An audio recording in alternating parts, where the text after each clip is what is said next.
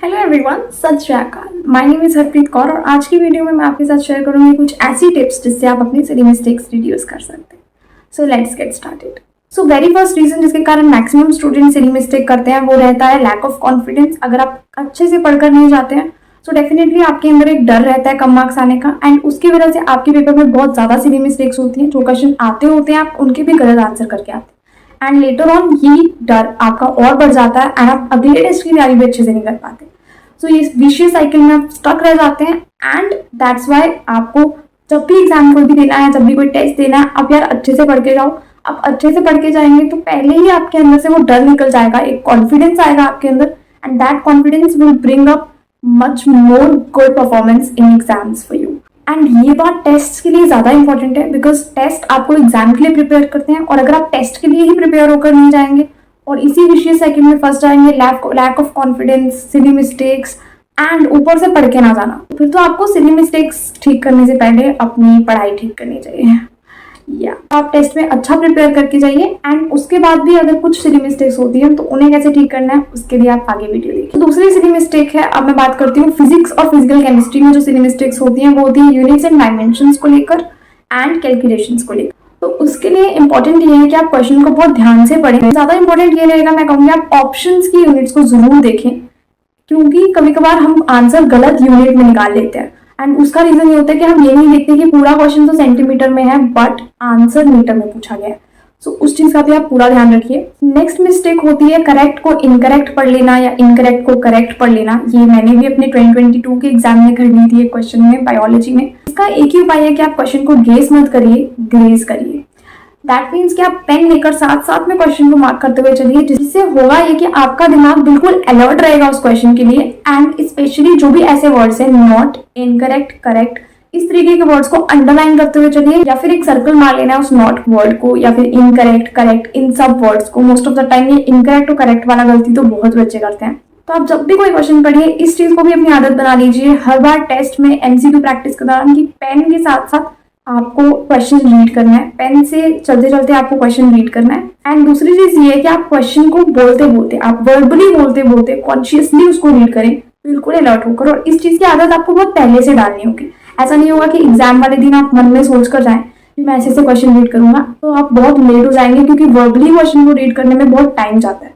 उसके लिए आपको स्टार्टिंग से प्रैक्टिस करनी होगी। अगर आपको 6 मंथ 5 मंथ्स की प्रैक्टिस रहेगी इस चीज में, अगर आप हर टेस्ट में इस चीज की प्रैक्टिस करेंगे तो आपको बिल्कुल भी एक्स्ट्रा टाइम नहीं लगेगा इस चीज में, एंड आपको एक आदत बन जाएगी सबकॉन्शियसली कि आपको वर्बली रीड करके ग्रेस करते हुए ही क्वेश्चन को रीड करना है। सो नाउ फॉर एग्जांपल, अगर आप स्क्रीन पे आने वाले क्वेश्चन को देखेंगे तो यहाँ इन्होंने पूछा है which of the following are not under the control of thyroid hormone. लेकिन वहीं अगर आप क्वेश्चन की लास्ट लाइन पढ़ेंगे तो वहां पर लिखा है चूज द करेक्ट आंसर। तो यहाँ पर दो कीवर्ड्स आ जाते हैं, करेक्ट आंसर एंड दूसरा आ जाता है ऊपर क्वेश्चन में नॉट। अब यहाँ पे बहुत बच्चों के दिमाग से ये चीज निकल सकती है इस क्वेश्चन को पूरा रीड करने के बाद। यहाँ पे करेक्ट आंसर नहीं पूछा है, जो करेक्ट आंसर नहीं है, मतलब नॉट वाले फीचर पूछा गया है। सो ये क्वेश्चन, ये एक ऐसा क्वेश्चन है जहाँ पे बहुत से बच्चों ने सिली मिस्टेक करी भी है, और इसी तरीके के बहुत से क्वेश्चन में आप सिली मिस्टेक कर भी सकते हैं। सो इसके अलावा होने वाली सिली मिस्टेक्स में आती है कैलकुलेशंस के बाद, बिकॉज वहां पर बहुत तेजी में क्वेश्चन सॉल्व करना होता है और जगह बहुत कम होती है। Let me show you guys, this is the end page of my news paper. सिर्फ इतनी जगह हमको रफ वर्क करने के लिए मिली थी, एंड इतनी ही मिलती है नॉर्मली, एंड इसके लिए आपको प्रैक्टिस घर से करके जानी पड़ेगी ताकि आप कम जगह में ज्यादा से ज्यादा कैलकुलेशन कर सको।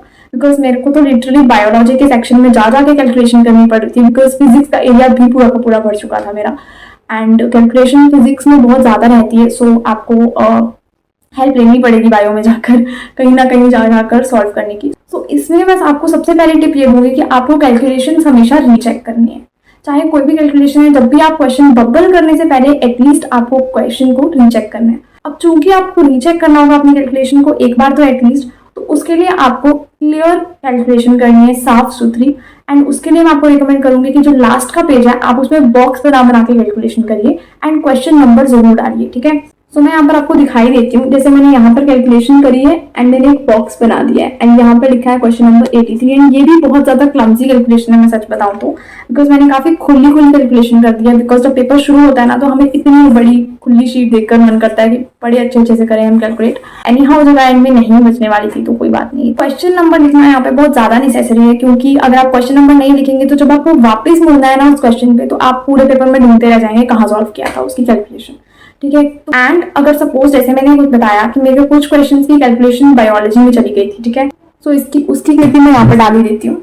सो आप देख सकते हैं यहाँ पर मैंने बायोलॉजी में कैलकुलेशन करी है, लेकिन मैंने साथ में क्वेश्चन नंबर डाला एंड जहां पर वो क्वेश्चन लिखा है वहां पर मैंने वो पेज नंबर, लाइक नीट के पेपर में नीचे पेज नंबर भी होता है, तो मैंने जल्दी वहां पर पेज नंबर भी लिख दिया कि इस पेज नंबर पे जाके मैंने वो वाली कैलकुलेशन की है। रीचेक करने के लिए वापस देख लियो वहां पर।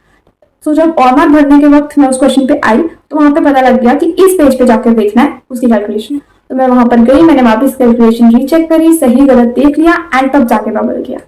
सो ये चीज बहुत ज्यादा हेल्प करती है अगर आप पहले से ही टेस्ट या फिर टेस्ट में नहीं तो एटलीस्ट जब मॉक टेस्ट एंड वाले होते हैं उन मॉक टेस्ट में अगर आप इस चीज प्रैक्टिस करेंगे तो एग्जाम में जल्दी ये सब करने में आपको कोई प्रॉब्लम नहीं आएगी। अभी आपको लग रहा होगा कि बहुत ज्यादा तामझाम बता दिया, बट अगर आप इसकी प्रैक्टिस टेस्ट में करके जाएंगे तो आपको एग्जाम वाले दिन जरूर लगेगा कि हाँ it was a good advice. तो यहाँ पे मैं फोटो डाल देती हूँ, ठीक है। सो इस क्वेश्चन में हुआ है ये कि मैंने इसकी कैलकुलेशन एंड में करी एंड मैं रेशियो वाले क्वेश्चन में बहुत बार मिस्टेक कर देती हूँ, लाइक 3/2 को 2/3 टाइप कर देती हूँ बहुत बार, और ये बहुत अक्सर हो जाता है सबके साथ, ठीक है। तो रेशियो वाले क्वेश्चन में मैंने बहुत लिख कर गई थी मैं एक जगह पे लिटरली।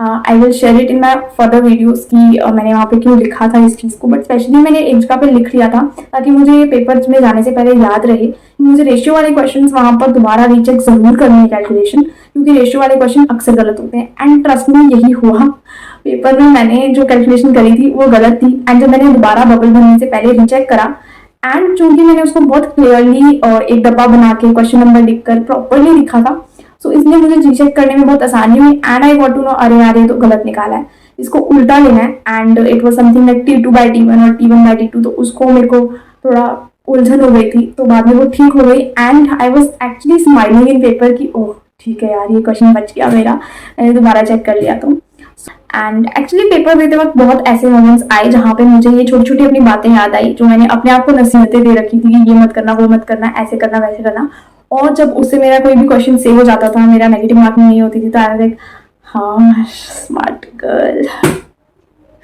सो सो इसके अलावा भी कुछ मिस्टेक होती है जैसे कि एडमिट कार्ड भूल जाना और बायोमेट्रिक ना देना। ओके सो ऐसे भी झगड़े बच्चे होते हैं जो कि बायोमेट्रिक भी करना भूल जाते हैं अपना, एंड फिर आई रिमेम्बर पेपर में से उनको उठा के लेकर जाते हैं कि जाओ जाके पहले अंगूठा लगाओ, चेहरा दिखाओ, प्रॉपर बायोमेट्रिक लो एंड देन आओ। तो इन सब बातों को लेकर आप अलर्ट और काम रहे पेपर में एंड क्योंकि ये सब चीजें सिर्फ हड़बड़ाहट और लैक ऑफ कॉन्फिडेंस बिल्ड करती है आपके अंदर पेपर वाले दिन, अदरवाइज ऐसा कुछ होता नहीं है, लाइक 5 मिनट कुछ वेस्ट हो जाएंगे आपके, बट आपको पूरे एग्जाम में इस बात की टेंशन रहेगी कि ये क्या हो गया मेरे साथ। सो इसलिए आप इन सब बातों का ध्यान रखें एंड एक दिन पहले पूरी तैयारी कर लें।